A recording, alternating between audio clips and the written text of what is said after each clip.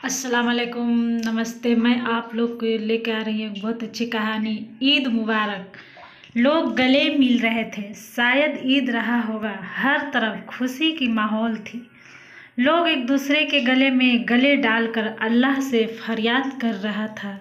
तभी वो एक काले रंग के लिबास में आई और मेरे हाथों को पकड़कर गले से लिपट गई और हल्की सी आवाज़ में बोली, ईद मुबारक। उस गले में जकड़ लिया। सभी लोग मुझे देख रहा था क्योंकि मैं बिना सफ़ेद टोपी में था, जिससे लोगों को मैं साफ देख रहा था कि मैं हिंदू हूँ या नहीं। लेकिन इतना ज़रूर था कि यह मुस्लिम नहीं है। लेकिन उसने लोगों की बिना परवाह किए उसने अपने दोस्तों से मिलाई और साथ में सेवई भी खिलाई। ये बात तब की है जब मैं लगभग 8 या 9 साल के रहा होगा। हम दोनों में दोस्ती इतनी अच्छी थी कि स्कूल नहीं जाता तो वो भी स्कूल नहीं जाती थी। हम दोनों की दोस्ती कब प्यार में बदला कुछ पता ही नहीं चला। लेकिन कहते हैं ना, जब घर में मिठाई बनती है तो जानकारी मोहल्ले वालों को हो ही जाती है। इसी तरह हम दोनों की जानकारी पड़ोसियों को सबसे पहले मालूम हो गई थी। वह प्यार के साथ फ्री में गुस्सा भी देती थी। वह जब भी हमसे गुस्सा होती थी तो वह उर्दू में लिखकर मैसेज करती थी, जो मुझे पढ़ना नहीं आता था, जिसके वजह से उसकी गुस्सा को समझ नहीं पाता और मैं इंग्लिश में बस मिस यू लिख देता था और इस तरह वह बहुत जल्द मान जाती थी। जब मैं 10वीं पास किया तो पढ़ने के लिए गांव छोड़कर शहर में शिफ्ट होनी पड़ी। शहर आ जाने के बाद से उससे बात करना मिलना सब बंद हो गई। अब उससे फ़ोन से भी बात नहीं कर पाता था क्योंकि उसके घर में सिर्फ एक मोबाइल थी जो अक्सर उसके अब्बू लिए रहते थे।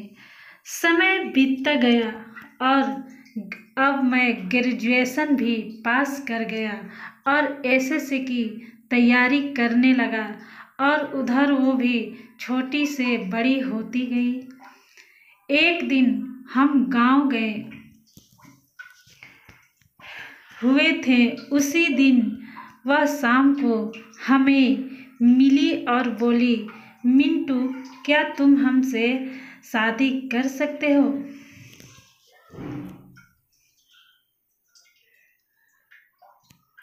मैंने बिना कुछ सोचे समझे जवाब दिया, पागल हो, अभी मैं अपनी पैर पर खड़े भी नहीं हुआ हूँ, भला तुम्हें कैसे रख पाएंगे? जॉब लग जाने दो, फिर हम दोनों शादी कर लेंगे। ये सुनने के बाद उसकी आंखों में आंसू साफ दिख रही थी, लेकिन उसने आंखों को छुपाते हुए, ठीक है, मैं इंतजार कर लूंगी। मैं कई सालों तक एसएससी, बैंकिंग, रेलवे की तैयारी करता रहा, लेकिन जॉब हाथ नहीं लगी। कभी प्रश्न लीक तो कभी मेरिट घोटाला तो कभी सरकार की वैकेंसी बंद का शिकार होता रहा।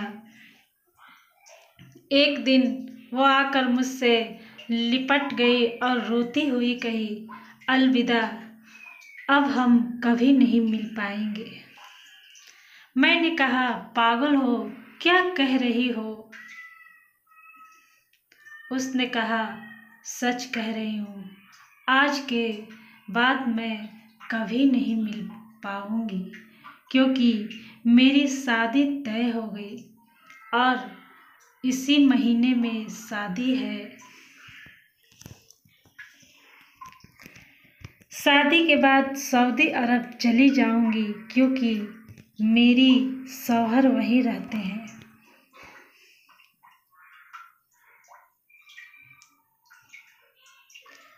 ये सुनकर मेरी आंखें भर आई आंसुओं से और मैं रोने लगा। उसने मुझसे बाहें छुड़ाकर वह तेजी से रोती हुई अपने घर के अंदर चली गई।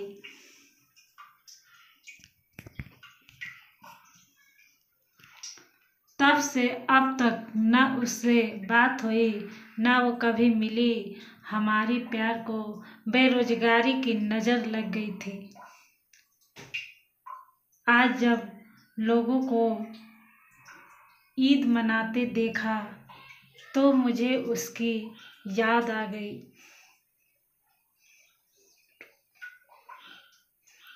और मेरी आंखें गीली हो गई।